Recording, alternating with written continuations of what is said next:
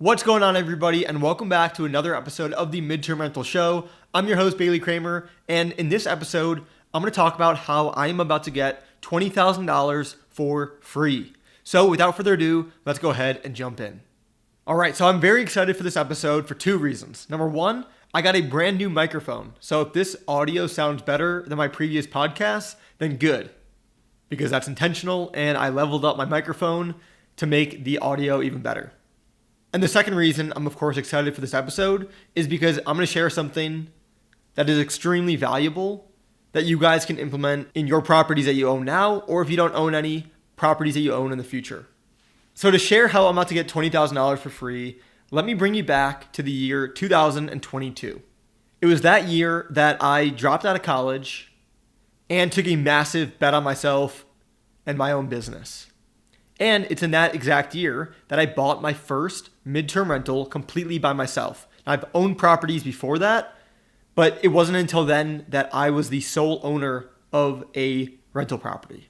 So I bought this property at the end of 2022, and people thought I was crazy. Number one, because the interest rate on the property was 8.5%, which is relatively high, especially considering what interest rates have been. And they were high because that was basically the peak of interest rates. So some may look at that and say, wow, you got in at the worst time. Now, I don't think so, and I'm going to tell you why, but that's not true.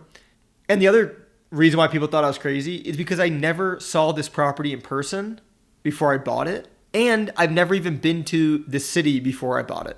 So this was, to the outside view, very risky. So now that I've owned it for a few years, I can confidently tell you that it's performed really, really well. And I'm extremely happy that I made this investment over 3 years ago now. Not only has it produced great cash flow, but it's also produced great tax benefits. And most importantly, for the sake of this video, it has gone up in value by about $35,000 to $50,000. So I bought the property for $115,000. And today, it's worth between $145,000 and $165,000. Now, I really do think it's on the higher end of that spectrum, just based on what other houses are selling for in the neighborhood. But we will have to wait and see. But the reason why I'm about to get basically $20,000 for free is because I'm doing what's called a cash out refinance. And I'm going to try to explain it as simply as possible.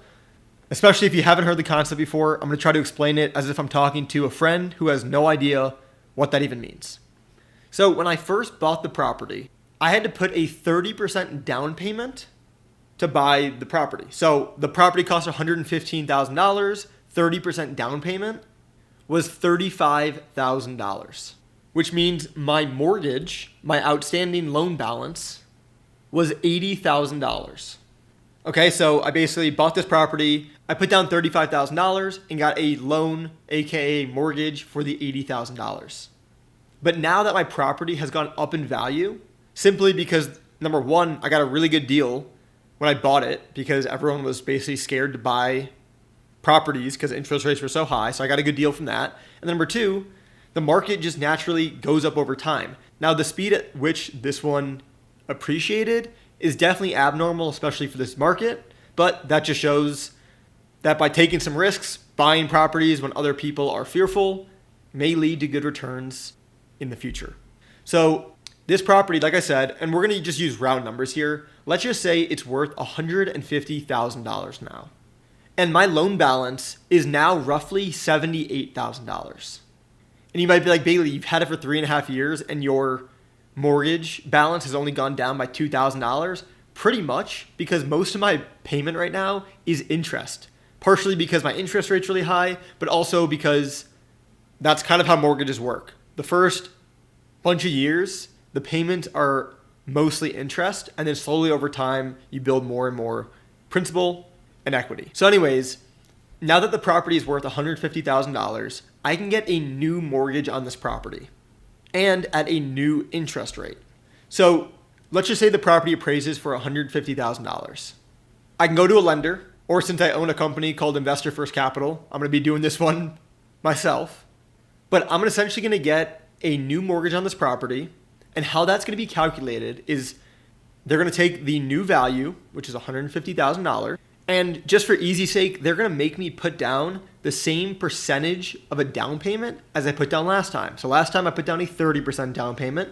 This time, let's say I do the same. So 30% of $150,000, which is the new value, is $105,000.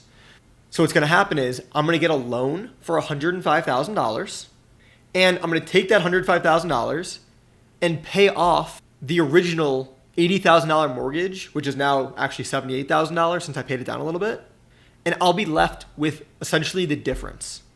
And if we're going to get real technical here, I'm not going to actually get that $105,000 in my bank account when I actually go through the process of refinancing and the title companies involved. They're going to be the ones handling the money. So technically speaking, the lender is going to wire $105,000 to the title company. The title company is going to take that $105,000, pay off the remaining mortgage balance of $78,000, and any money left over, which is roughly $20,000 after fees, is going to be sent directly to me. And the best part is that $20,000 that I'm going to be receiving in my bank account does not get taxed. Now, why? Because it's not considered income or even a gain. It's considered debt. So my new loan balance will essentially be $105,000. But since the interest rate has also gone down about 2%, my monthly mortgage payment is going to be roughly the same, which is great because I'm going to have the same monthly mortgage payment, a lower interest rate, and I'm going to get $20,000 in my pocket today, and I'm going to continue to be able to cash flow from this property. So that's just one of the million reasons why I love real estate. Because hey, in another 5 years, let's just say the property goes up even more in value, I can do the same process over and over again. And this is just one of the properties I own. I could do this exact same process basically with all of my other properties, and maybe I will as time goes on. So if you guys have any comments, questions, please let me know. I'm here to help you guys, and I will see you in the next episode. Peace.